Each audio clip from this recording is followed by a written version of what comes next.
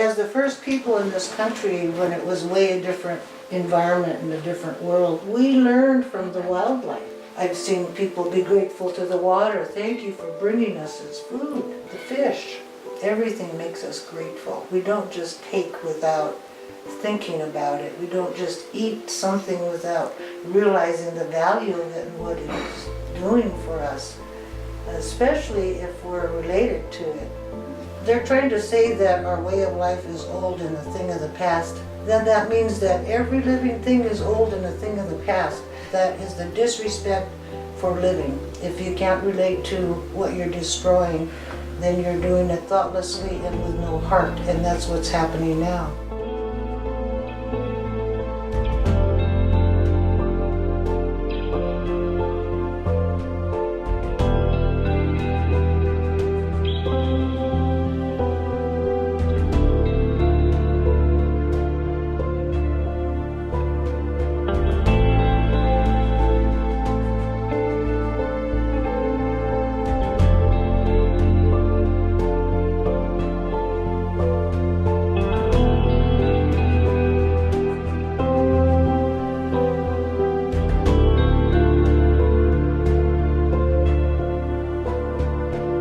I started noticing the clear cuts. We're driving around and my eyes looking for berries, and that was when I saw my great auntie, and she said, "Do you see what they're doing?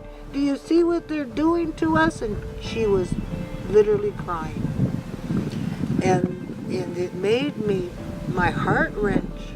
I knew it was happening, but then hearing an elder say it like that, it became really important that whatever we can do to stop it, it has to be done. When the corporations came in, they have a vision that doesn't even fit the land they're on. Our food gathering areas have been impacted hugely. Rather than asking permission to come onto our land, they just came onto our land with all their equipment, with their jobs, their laws, and in order to take over our land as illegal as they had to make us illegal in our own midst through laws.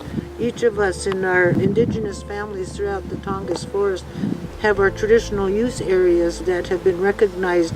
Those are our boundaries that have been established throughout millennium, and we respect them. Those are the only boundaries we had within ourselves. And now we've got the federal government come in. They bring their own people in. So we get the menial jobs, and we've lost some of our people from the dangerous job. Logging is dangerous. Well, this is where the huge missing link is. We have to make sure we maintain our own voices, our own government, our own governing, and those that come in amongst us, they have to begin listening to us and our planning, because we have, now that the damage is done, we hold the answers to correcting it. And as a matriarchal society, and we follow our mother's bloodline, that thinking alone, I believe, gives us strength in nurturing and protecting. It's what we do. And I think that is why there are so many indigenous women that come forward as we are doing now.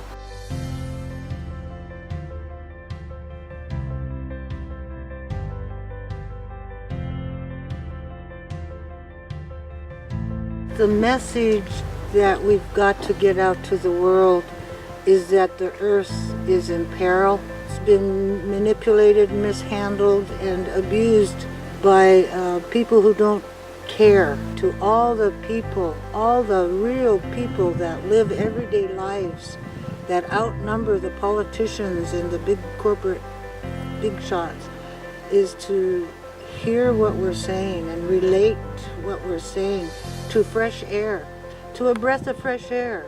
How precious that is. What if it's not around anymore? We need to protect it, or we're all going down with the ones who don't care.